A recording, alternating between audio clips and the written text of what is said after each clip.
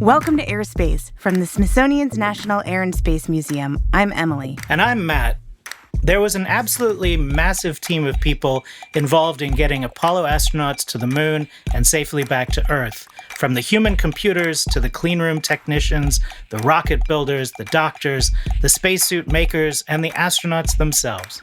One group that was key to a safe recovery when the Apollo command module splashed down into the ocean were the Navy's underwater demolition teams, more often referred to as Frogmen. These frogmen would drop from helicopters to secure the modules, help the astronauts out, and get everyone safely back to the carrier. We spoke to 3 of the sailors who secured the Apollo 11 mission today on AirSpace, sponsored by Lockheed Martin. For today's episode, we're joined by Dr. Teasel Muir-Harmony, who is our museum's Apollo Curator. She curates all things related to the Apollo missions, and she's going to help us understand the job of the Frogmen and their importance to Apollo. Thanks, Teasel, for joining us. It's great to be here. So, Emily, had you ever heard the term frogman before? No, never. And it never would have occurred to me because I don't think of frogs in the ocean as going together. That's a good point. I hadn't thought about that at all. And I don't think about frogs in space either. So it was so out of context for me that when we first started talking about the frogmen visiting the museum, when Matt, you got to talk to them, I didn't know where we were going with this because everybody's like, yeah, frogmen in Apollo. And I was like, I need more information because I just had no idea what it referred to and how it connected to Apollo. Yeah, I had heard the name before, but I didn't realize it was related to this, other more formal name, the Underwater Demolition Team, which sounds pretty, awesome, Underwater Demolition Team. These things started out during World War II, clearing underwater weapons, which makes sense, right? Demolition makes sense when it comes to these sorts of weapons, a lot of which were probably explosive. And they also scouted beaches and took measurements ahead of amphibious landings. But, today they don't exist. We don't talk about frogmen anymore, but we do talk about their successors, the Navy SEALs. The SEALs now do every job that the frogmen used to do, only they're now not trained the same way the frogmen do, and they're not quite the same type of unit, but they basically took over all of those jobs. So you probably had heard of a Navy SEAL. Well, I feel like, especially if you watch any kind of primetime crime drama, of course you've heard of a Navy SEAL. But I'm really curious about whether or not Frogmen relates to Apollo specifically, or if Frogmen relates to specifically this sort of underwater demolition team pre-SEAL. I think this is the general term that was used for this particular job and in the Navy and their work during Apollo. They weren't given a specific name for that Apollo work. This is a name that they came with to help out with the recovery of the crews. So there was always frogmen in the Navy. They just decided they would be the perfect people to help with this specific Apollo-related task. Yeah, exactly. And I think also these were active duty sailors, and they had just gotten back from Vietnam and serving in Vietnam. So this was just part of their active duty and their service as members of the Navy. And this is one of the parts of the Apollo missions that I think a lot of people might not be as aware of. They may have seen the footage of, the astronauts on the moon, but maybe they haven't seen the capsules splashing down and being recovered and the astronauts being taken to the carriers where they were then, transported eventually to land. But that is a big, important part of the mission that comes down to a decision to have these be landings in the ocean. Could you tell us more about why this sort of mission architecture was used? So for the American space program, there were questions about how to return astronauts to Earth from the very start. So there were questions, should there be ocean landings? Should there be land landings? Should the spacecraft get these kind of inflatable wings as they near the Earth? There were a lot of, around 1960, a lot of different ideas about how to approach safe landing back on Earth. But one thing that the American program realized was that the United States had a global Navy and that ocean landings had a lot of benefits. It's a softer landing. It's still pretty rough, but it's a softer landing than land landings. And you don't have to worry quite so much about interfering with populations of people. So the United States decided to pursue ocean landings for a variety of reasons, but a big part of that was the U.S. Navy and the U.S. Navy's capability to support that type of landing. Whereas you see in the Soviet Union, they landed on land. They didn't have access to warm ocean waters, and they did have access to sort of vast swaths of unpopulated land. So that sort of simplifies things, but it's such an important story because we often focus with Apollo or the American space program in general. We often focus on the stories of astronauts or engineers, but the military played a really important role as well. So for this recovery, but also for tracking and communications and general support. So thousands of people from the military were supporting these civilian missions. And Matt, I'm so glad you talked about the recovery of the Apollo mission is something we should focus on. I really like to emphasize that when President Kennedy proposed sending humans to the moon in 1961, he didn't just say, like, we're just going to send humans to the moon and land them there. He said, we're going to land them there and return them safely back to Earth. I believe that this nation should commit itself to achieving the goal before this decade is out of landing a man on the moon and returning him safely to the Earth. And so this is a really important part of that goal that Kennedy sent out in 1961 when they proposed Apollo. I'm so glad that you were able to speak with the Frogmen and get their side of the story because it is a really critical part of achieving that Apollo goal. Apollo isn't the first time that Frogmen were supporting American human spaceflight. Did the Frogmen start with the Mercury program? So Frogmen were supporting the Mercury landings as well, and a very similar protocol to what you see with the Apollo program. So Project Mercury, the first American human spaceflight program, onto Project Gemini, the next one, and then Apollo as well. For Project Mercury, the plan was to land in the Atlantic Ocean, closer to Cape Canaveral, and they used a similar kind of protocol where they attached a collar around the spacecraft to help stabilize it and float it, and raises it above the level of the ocean a few inches, making it easier for the astronaut to come out of the spacecraft if need be, or sometimes they're transported inside the spacecraft to the recovery carrier. But you see a very similar approach to recovering astronauts. And so these frogmen, obviously, they trained in how to recover Mercury, Gemini, and then Apollo capsules. But for them, this was just one of the many things that they were being assigned in their regular sort of duty rotation, which included spending time in service in Vietnam and then being back in the U.S., for example, for this mission, being stationed in San Diego and operating here. And we did have the good fortune to talk to 3 of these frogmen about what it's like to do that job and what's involved. And so this is Clancy Hadelberg, one of those 3 frogmen. We had just returned from Vietnam, and the teams were in a 3-team rotation cycle. One team was in country, one team was preparing to go into country, and then, like UDT 11 at the time, we were in stand-down mode. So we were assigned stateside duty. Teams usually consisted of 3 swimmers, 1 officer, in this case, Wes Chesser. I'm Les Chesser. I was the officer in charge of Swim 2, the actual putting on the collar and putting the life rafts on. And then there were also 2 enlisted sailors. On this team, that was John Wolfram. I'm John Wolfram. I was the youngest amongst these 3 when the splashdown took place. I was 20 years old. And Mike Mallory, whom we didn't get to talk to for this episode. Question, is that 3 swimmers and 1 officer? So Wes, John, Mike, and Clancy. Those are the 4 people. 3 of those are swimmers, and 1 of those is the person we didn't talk to. Clancy's different. Okay. Clancy's a decontamination swimmer. Okay.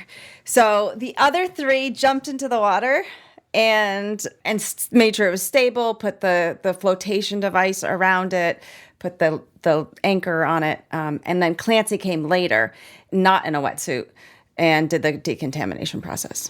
Okay, so Wes, John, and Mike are the ones that jumped in as their swimmers in their wetsuits. Clancy came later to do his job after. Yeah.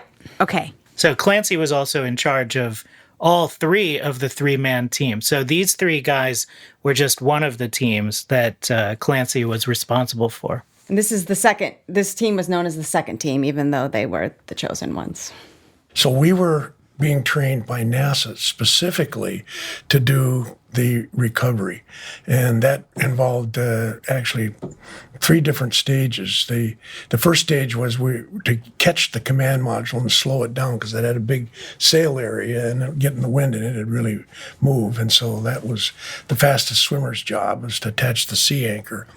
Then the other 2 members of the team would jump in with a flotation collar. And back in, I think it was one of the early Mercury recoveries, they actually lost a command module and almost an astronaut at the same time. So from there forward, they put flotation collars around the perimeter to keep it afloat if in case it started to take on water. Now that was a difficult job because you don't have anything to hold on to, so you've got to, no leverage. You have to swim the thing around. And that's why Mike Mallory was part of the team, because he was a real horse in the water. And then Wes, as the officer in charge, now he's quick with a quip, but when he's in the water, he is all business. He is a cool head. And I needed somebody in there that was unflappable. So if things started to go wrong, I wasn't going to have to worry about not being able to solve the problem at hand. He was the man. So once the command module had the flotation collar around the outside, then they would dump in the rafts. So catch the command module, put the flotation collar around, then you get the rafts in, and then our job was to assist the astronauts out of the command module into the rafts and then into the Billy Pugh net that would take them up into the helicopter. That was the 3rd phase.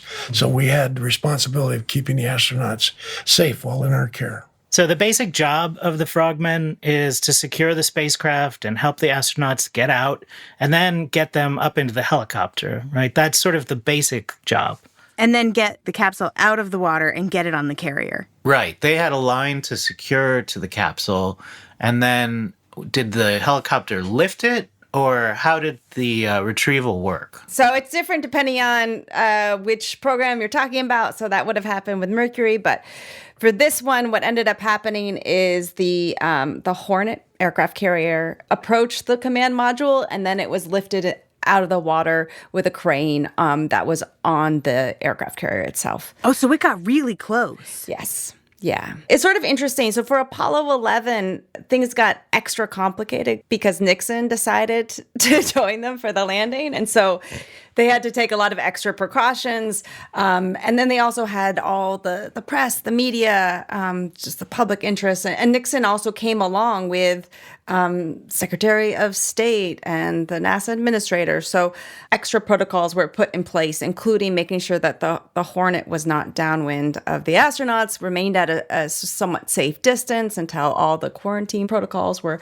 undertaken. So when the astronauts splashed down around 12 or so miles from the aircraft carrier, it started getting closer and closer, but they ended up not approaching the command module until after Nixon had left. So it took some time for that to happen. And the Frogmen were essential for stabilizing the command module and making sure that it was not going to be drifting to another area. All right, so we're going to talk about all of the parts of this job as, it was described to us by the Frogmen. But first, we're going to let them tell us about their training. And if you've listened to any of our episodes about astronaut training, or if you've ever seen Emily's favorite movie, The Right Stuff, then you may know all about it. And just like the astronauts had to train and drill until they could basically do their job in their sleep, so did the Frogmen. Over and over and over again. NASA way is to drill it until it becomes second nature and you are no longer distracted because you are living the procedure. So these guys did Apollo 10. And now I did Apollo 6. And you did Apollo 6. So I had really experienced people out there. And then here we are out in the middle of the Pacific for 11 again. These guys spend more time prepping the gear than they actually do operating with it. So I went up to John Stonecipher, my counterpart with NASA, and I said, we know how to do this job. These guys have already recovered Apollo 10. So, can we just dispense with this endless practice rounds? And besides, we're special warfare. We can improvise. And John Stonecipher looked at me and just couldn't believe that I had the temerity to say improvise. He said, Lieutenant, we're NASA. We follow procedures. We don't improvise. Get back in the water. And then he said something very profound. Besides, failure's not an option. So they were using that phrase already. They were using that phrase. So I got to thinking about that. And NASA has this enormous checklist: launch, orbit, the lunar landing, splashdown. So we were the last evolution. We were failure's last option. And I was the last person that could screw things up. So I got really serious and I started to live my procedure. And that's what NASA wanted. That was the NASA way. Practice, practice, practice. Because if you don't practice what you're good at, you won't be good at it anymore. If you've ever lived in San Diego, which I did when I was in grad school, then you know that there's a huge naval presence there. And most of the Frogmen's NASA training did happen there in San Diego around that big naval base. They also used the opportunity while they were waiting for the astronauts to come back from the moon to do a little extra training as well. And so the Hornet went from San Diego to Pearl Harbor, and then it left Pearl Harbor to prepare in case there was some issue before the astronauts went to the moon. So after the astronauts launched on July 16th, 1969, Hornet was in place for a potential need for recovery in the Pacific. Once it became clear that everything was fine with the mission and the astronauts were on their way to the moon, then Hornet used that opportunity to do more training for the recovery that was going to come up on July 24th. They brought a boilerplate out to San Diego, and we rehearsed in the San Diego Bay for, about a month before we even went to Hawaii and boarded the USS Hornet. And a boilerplate is a replica of the spacecraft. That's correct. It has the exact same shape and dimensions, but it doesn't have a hatch. You can't open it up. Mm-hmm.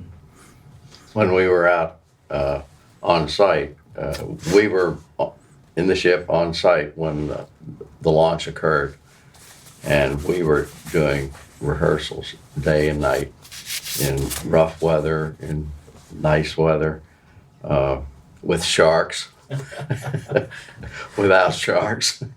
Once the sharks found us, they never left us alone after that. But we did at least 3 a day. I don't know if we ever did 4. No, 3 a day. Rehearsals a day. But there were actually 3 different groups, so there was a lot of training going on. So they were all of the Frogmen crews that were going to assist in the recovery on the Hornet the entire duration of the Apollo 11 mission? Even longer than the Apollo 11 mission, yes. The 11 swimmers who were assigned to support the recovery of the mission boarded Hornet on July 3rd after it already reached Pearl Harbor. So Teasel, set us up. What was it like on that day in the Pacific when Apollo 11 was set to splash down? So up until July 24th, the weather had been somewhat nice, but storms started rolling in, and so they had to change the location of the splashdown. The astronauts ended up splashing down, it was like roughly 900 miles southwest of Hawaii, and at about 12 or 13 miles from the USS Hornet aircraft carrier. Very, very early in the morning. So they splashed down just before 6 a.m. local time. So the sun was starting to rise. It was a bit cloudy, but it wasn't raining. So the weather was okay. The conditions were okay. The water was somewhat choppy, so that made the job of the Frogmen quite challenging at first. By the end of the recovery, it had settled quite a bit. But if you watch the videos, you can see them struggling with those waves. We were launched very early. As a matter of fact, I was able to see the command module come down like a meteor through the sky. We were orbiting at the edge of the storm, but in an area where the clouds were all around us, the storm clouds. So it came in on the dark side over to where the sun was coming up. It was quite spectacular. There was 9 ships out there, 9,000 men. The Arlington was a communication ship, and they were just 2 miles away. But the Hornet, I understand, was about 15 miles away when it splashed down? The spacecraft itself would have landed at roughly 20-ish miles per hour, somewhere between 20 and 25 miles per hour. And then almost immediately, what ended up happening is it took a little while for the parachutes to be released from the spacecraft. And so they filled with water. The spacecraft ended up in what's called the stable 2 position. So basically, if you imagine upside down. So it had to be righted using these inflatable devices that we actually have on exhibit right now at the Smithsonian's Udvar-Hazy Center. So you can see them in person. So those inflated, those righted the spacecraft. All in all, it took about like 8 minutes or so, 5 to 8 minutes for them to be in an upright position. But all that time, there was a beacon letting everyone know where they were. They had dye that was released into the water. And there was also a light. So they were relatively easy to find. And the Frogmen spotted them quite quickly and were able to approach the spacecraft and help set up this inflatable collar to keep this ship stable, as well as set up this anchor. When we got there, the spacecraft was upside down. It was Stable 2 position is yeah. what it's called. So we couldn't do anything until it righted itself. And there were bladders attached to the spacecraft that would inflate to cause the spacecraft to right itself. And so we had to wait for that. I love that upside down is a stable position. And it's not just a stable position, it's one of many stable positions. And while I suppose if you're a yoga person, upside down is also a stable position, but how many stable positions were there? I think that's potentially rhetorical, but I love that an upside down spaceship is stable. It's a fair point. What is not stable? If upside down is stable. I think as long as it's still floating, it's stable, right? In that weather condition, John attaching the sea anchor, he had one chance to get that attached. And when he finally got that attached, I think a wave, actually, you were pulled up out of the water almost totally, holding onto that ring. Holding on. But I see that as the most important thing, because the sea anchor is an underwater parachute, and it causes drag, and it slows down the progress of the spacecraft. And you have to have that first before you put on the collar, and then the collar stabilizes the spacecraft, so it makes it more manageable to do your job. And the collar is a platform to stand on and to attach the rafts to. So the procedure was the helicopter would come in low. I was a sea anchor man, and so I would jump into the ocean alone, swim up, attach the sea anchor, get a thumbs up from the astronauts inside, and there were several helicopters above us, and one of them had a doctor in it.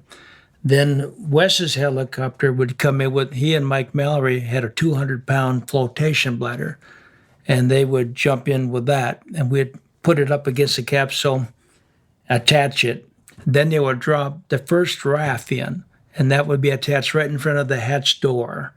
This is where the astronauts would regress, and this is where Clancy would do the decontamination. So here's where we are in the story now. The capsule has righted itself, the sea anchor is attached, and the flotation collar is also attached. And this is when the Frogmen get to work getting the astronauts out of the command module and into their big suits, into a raft, and then up into the helicopter. Big suits. What is a big suit? Biological isolation garment. Oh, it's an acronym? I thought it was just a bigger suit. Oh my God. I feel real stupid right now. Of course it's an acronym. It's NASA and the military. There's acronyms in acronyms. What was I thinking? And they were only worn for this one particular mission where there was still a lot of concern about biological pathogens coming back from the moon. So airtight with air filters, really uncomfortable to wear because they were in a somewhat warm climate, and the astronauts were sort of overheating in them. They didn't breathe at all, but they were only used for this one particular mission when there was real concern about those biological pathogens, which then sort of decreased over time with future missions. So for Apollo 11, the astronauts were going to walk on the moon. So there was a concern that there might be a lunar pathogen in the lunar dust. So NASA had to take some precautions just to make sure. I didn't meet anybody from NASA that thought there really was a lunar pathogen. But, the media was hyping this War of the Worlds scenario in reverse. So they took precautions. And the astronauts were going to have to be quarantined, and that was the first procedure. That we're going to have to wear biological isolation garments that filtered their air as they breathed out and filtered my air as they breathed in through this gas mask. And then because of the fear of lunar pathogens, the second raft was dropped in, upwind, I believe it was. That was inflated. And this is where Mallory and Chester and I would sit while this decontamination was going on. So the helicopter then, after the two rafts, Clancy would jump in with his swim trunks, and he had his biological garment in a bag along with the astronauts, and then they lowered by helicopter, right? All the decontaminants. Yeah, the big suits came down, and after he got his suit on, then we pulled me in, attached the canisters, and then Houston called back via the ship to the astronauts saying we're ready. So they opened the hatch, and I threw the big bag in with, and they got them on, and then they opened the hatch and came back out one by one into the raft where I decontaminated them, and then they decontaminated me with a very high-tech car wash mitt. Yeah. After the astronauts put on their big suits and they exited the spacecraft and they got onto a raft, and then they closed up the hatch and the spacecraft. And then Clancy sprayed them down to decontaminate them and decontaminate everything. And he used what is basically like a very strong, potent bleach, so sodium hypochlorite, and sort of got everywhere. It was a bit of a mess. The nozzle stuck. But he sprayed everyone down. And then after that, then they were airlifted to the helicopter and then went to the aircraft carrier. After that, he actually deflated that life raft and sunk it. And so then that ended up in the ocean. So it's another way that, we might approach it somewhat differently today to think about if there had been any contamination, the idea of sinking that raft, could have been a little problematic. And then, of course, they had to wait for the Hornet to come and pick up the capsule, which, as you mentioned earlier, because President Nixon had come for splashdown and to greet the astronauts coming back from the moon, this actually took longer than it was supposed to. And so the Frogmen had some time to hang out on the capsule while they waited for the Hornet. And it sounds like decompress. While we were waiting for the ship, it was about 45 minutes, we were stuck out there. The astronauts boarded the helicopter. They were taken back to the USS Hornet. President Nixon was greeting them and all these dignitaries. We had to sit out in the ocean waiting for the Hornet to come aside. And I'm not sure who started it, but we had a little horseplay out here. Go ahead, Wes. All right, we had the king of the space capsule. I think it was King Neptune started it. The king of the space capsule. And Clancy feels like he won. Well, I was a senior officer. Right? So, anyway, I got up finally. So the idea was to get yourself up on the top of the command module, and then as the other guys tried to throw you off, you threw them off. And, they were attacking individually. So, one goes in, and another one goes in. And finally, they decided to make a coordinated attack, and I realized I was doomed. But at that time, the Hornet started to come over the horizon. So I executed a little leadership and said, okay, guys, time to get ready for recovery. That was the end of King of the Command Module. What was it about the way the capsule was going to get picked up that meant that they kind of had to hang out with the capsule for a while, kind of waiting around to get picked up? A decision was made that the USS Hornet would approach the spacecraft and pick it up with a crane that was mounted to the aircraft carrier itself.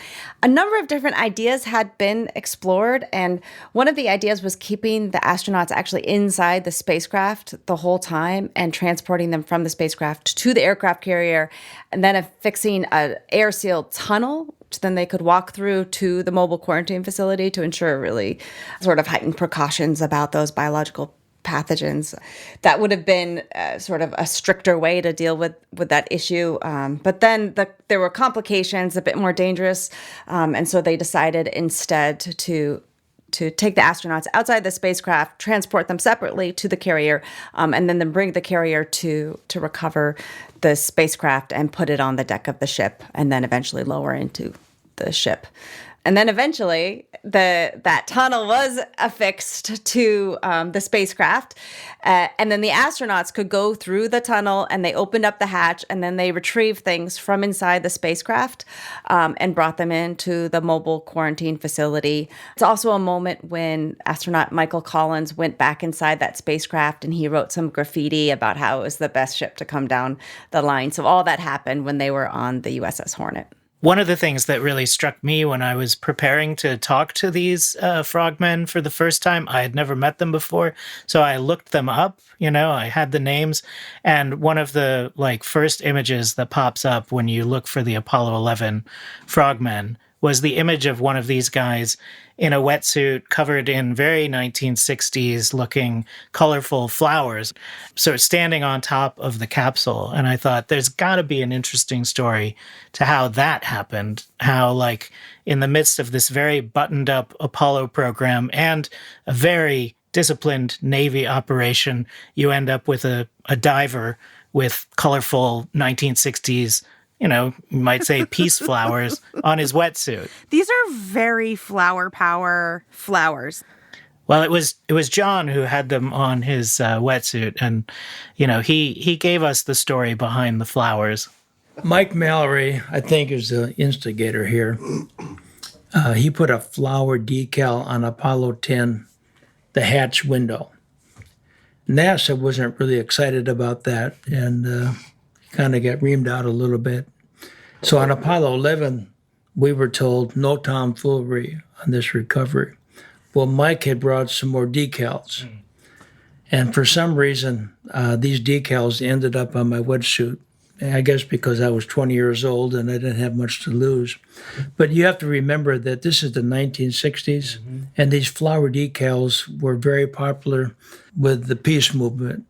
Well, we had just come back from Vietnam, and this Apollo recovery was kind of bringing the world together.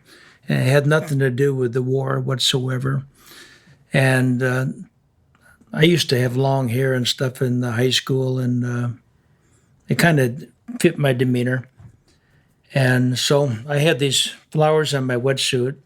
I guess we never did ask permission. We just showed up with them. And it's worse than that, John.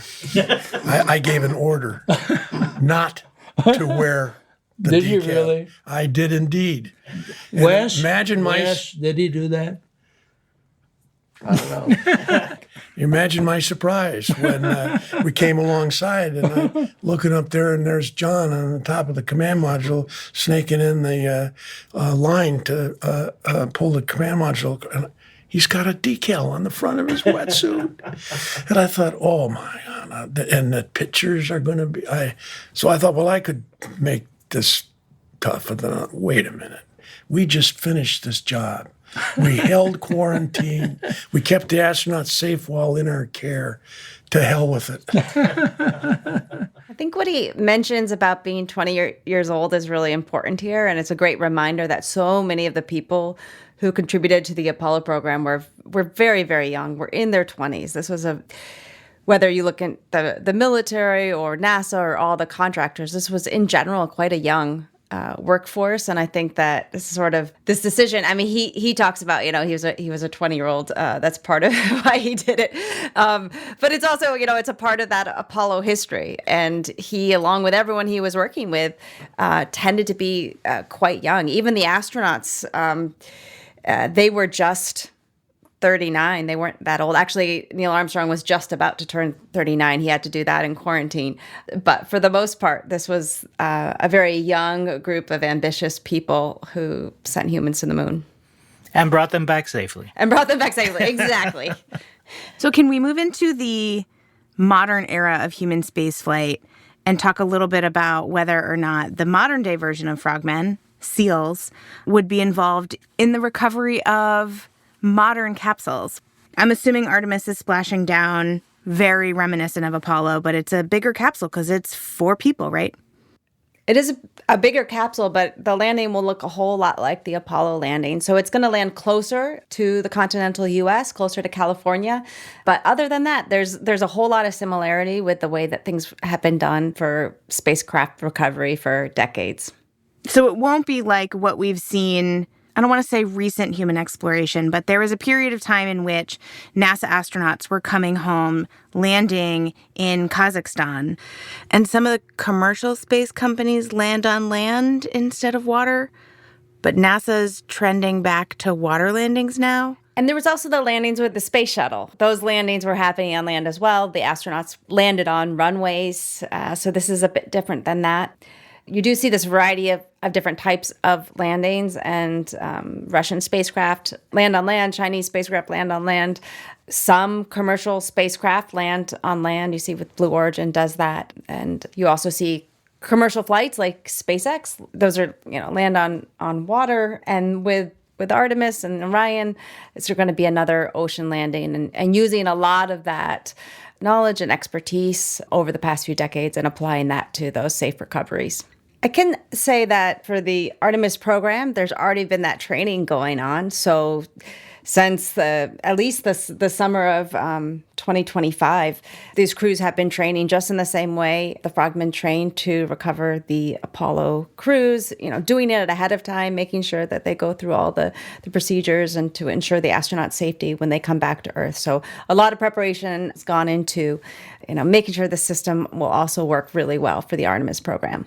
Right. With Artemis, just like with the Apollo program, we're talking about huge teams of people who are making this possible. And again, that includes the Navy. And as Teasel said, a lot of folks have been already training in the ways that the Frogmen trained to be sure that they can operate those recoveries and keep the astronauts safe once they come back from the moon. I hope somebody puts something on a wetsuit, is all I'm saying. Oh, you want a decal? You want decals on a websuit? I want a decal. It's going to be a Labubu I don't know what. on a wetsuit. I don't want to see that. No, I want to see I don't know, Maybe the flowers again. Mm-hmm. I know. I think it would be cool if somebody did a retro, flashback, an homage to the OG, I think that would be really cool. Because clearly nobody did it after Apollo 11, right? It wasn't exactly it wasn't trending.